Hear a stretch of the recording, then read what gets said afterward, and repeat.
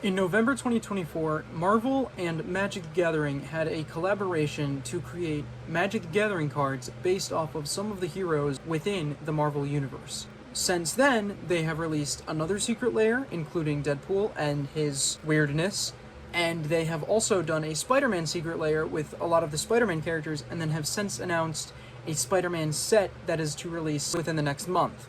So I took it upon myself to design some other Marvel characters that I think would fit pretty well within the game, and cards that I think fit themselves from the comics fairly well. So to start off, this video is going to be for the release of Fantastic Four First Steps, so I will just be focusing on the Fantastic Four general cards that I've made so far. My older brother Sam helped design these when I was first brewing them in my head. I told him about it and he said, "Oh, why not?" So he helped me. We sat down for a while I was building my Lego Penny Parker Spider from Marvel Rivals. I posted this on my TikTok.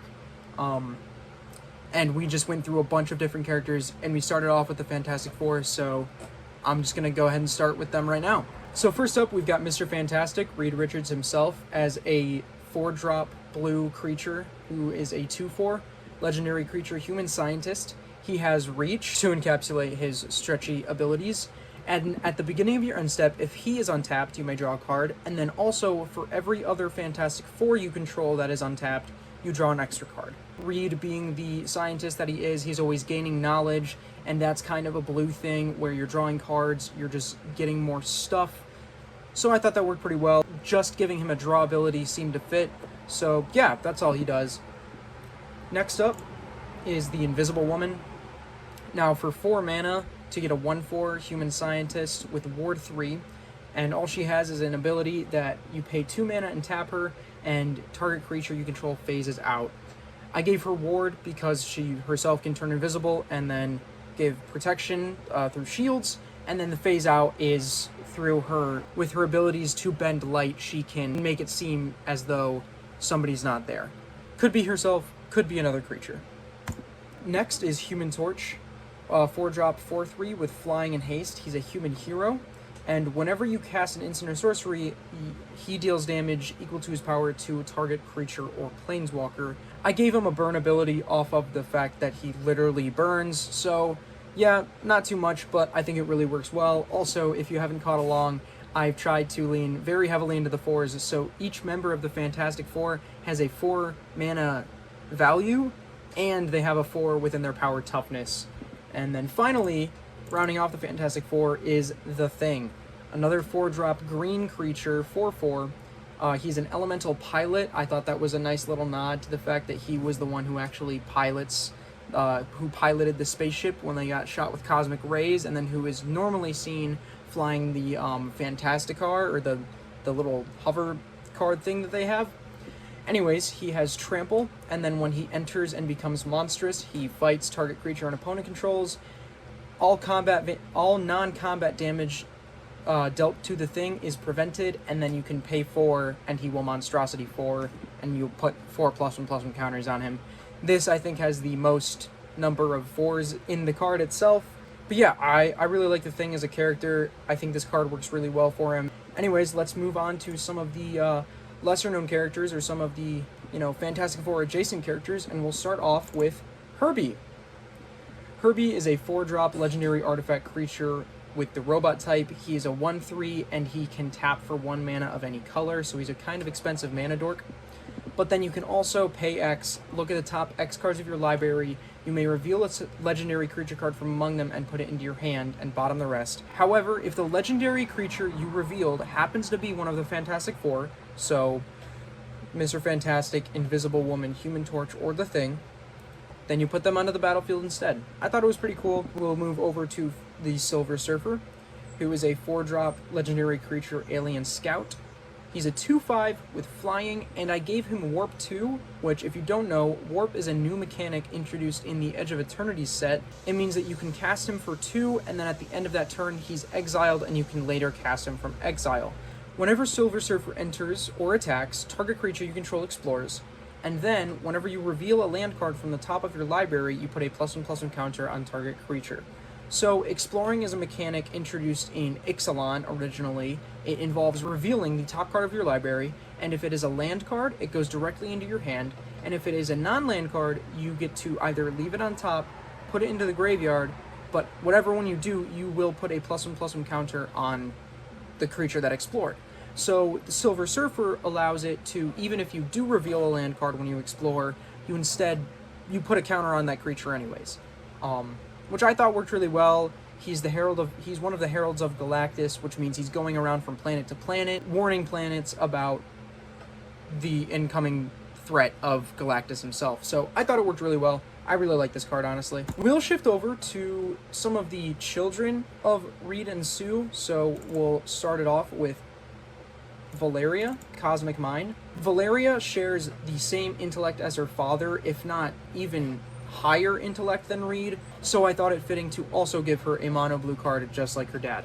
So she is a 3 mana for 1 generic and 2 blue, legendary creature, human scientist. She's 1 power and 2 toughness that has, at the beginning of your upkeep, scry 1 and draw a card, and you have no maximum hand size. I don't know a lot about Valeria, but I do know that she's supposed to be one of the smartest characters, if not eventually going to be the smartest character, at least on Earth. Her father already thinks of her as far surpassed her in intelligence than he is, which is insane to think because Reed Richards is just that smart.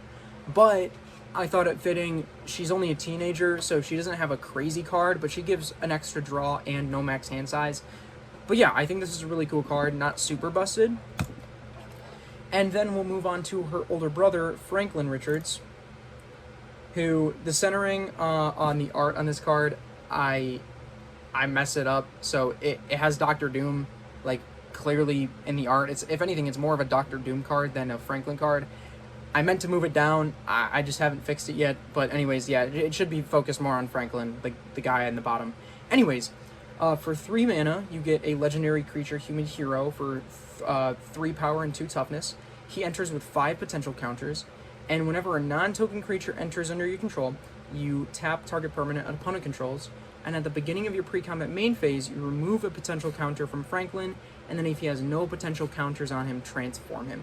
I made him a transform card because my brother was telling me that at one point in the comics, Franklin actually erases his own memory and makes himself forget that he has powers, except for 1 day a year, which is when he's able to use his powers. So I thought it pretty fitting that he could use his reality warping powers, but only every so often. So that's what the potential counters are there for. And he transforms into Franklin, one with the universe. Legendary creature, human avatar, who is a 5/5, and like I said for the Fantastic Four characters, where I went really heavily into the number 4, Franklin is technically the 5th member of the Fantastic Four, so I tried to go with 5 instead, which I think fit. Anyways, he is all colors. He has haste, hexproof, and then at the beginning of each end step, choose one between gaining 5 life, drawing 5 cards, and dealing 5 damage to any target, and then on your upkeep, you transform Franklin. So for one entire turn cycle, you have this 5/5 with haste and hexproof and all those abilities, so on every player's end step, you get to do one of those things, but once it gets back to your turn, Franklin has transformed back into the Boy Genius side, just the regular 3/2. I think it's pretty cool. Maybe it's a little weird, the balancing. 5 potential counters might be a little too much. I think it would work better with 3 or something. But, you know, hindsight's 20/20. The card is fine. Next, who was just in the card art for Franklin, we have Dr. Doom himself. Now, when me and Sam were brewing ideas for cards, we quickly figured out that Dr. Doom does not fit into any one color, and so even though for this we made him a mono black card to fit in with the rest of the mono-colored Fantastic Four we made, we had both agreed that we could easily make multiple Dr. Doom cards, each with multiple different color combinations depending on where he is in the comics. And that really goes for any character. I mean, 60, 70 plus years worth of comics throughout, you know, their whole lives and their whole lifespan. There's bound to be easy ways to dip them into other color combinations and see which ones fit best. But for this case, we went with a mono black Dr. Doom just to fit in with the rest. We will eventually make more Doctor Dooms, I'm sure. But anyways, he is a 5-mana 3/3 legendary creature, human noble. We played around with the creature types a little bit. We felt that noble was the best for this one, but he could easily be wizard or warlock or sorcerer, whatever. At the beginning of each end step, you make a 2/2 black Doombot creature token. Should have made it artifact creature token, not a big deal. And then you can sacrifice 2 creature tokens to draw a card. He also has sacrifice 5 creature tokens to destroy target creature an opponent controls, activate only a sorcery. So he's combining mechanics from Coma Cosmos Serpent by making creature tokens on everybody's turn, and then also Balin the Haymaker, where you're using your commander's ability but not directly tapping them in order to gain value out of it. So I thought it worked really well. I think it fits with mono black. Like I said, the only thing I would change about this card is that he makes artifact creature tokens instead of just creature tokens, because that makes more sense. And then I think later down the line, when we make Ultron, he'll also have something along these lines where he's making Ultron bots and then using them for some sort of value. But yeah, I thought this Doctor Doom card worked pretty well for an introduction. Like I said, he will definitely have more cards to come. And then last but certainly not least, Galactus himself. So for an 11 drop for 8 generic and then Jund, 10/10 legendary creature, Elder Giant, we didn't really know what else to put for his creature type. Anyways, he has Trample, Reach, and Indestructible. And he also has Suspend 8 for Jund.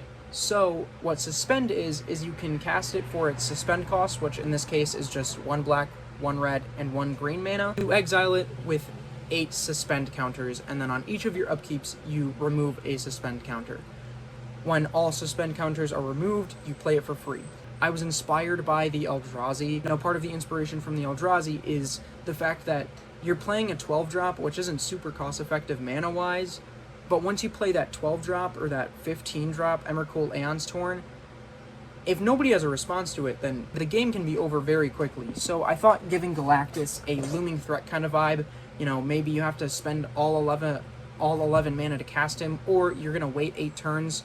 Either way, if your opponents allow Galactus to enter the battlefield, it's pretty much over for them already. That's why he's such a powerful card. But also, you know, he's 11 mana with Suspend 8.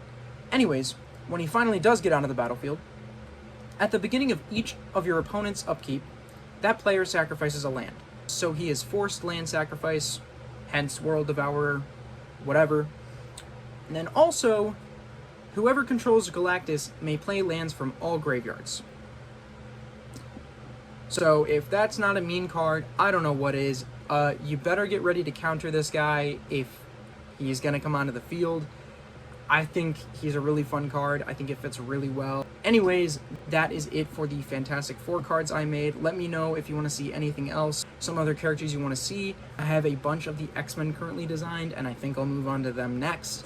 And then since Magic has been geared towards Spider-Man and Avengers, I think I'll go towards those last. I don't even know if I'll do any Spider-Man cards. They seem to have those covered, but yeah, that is about it.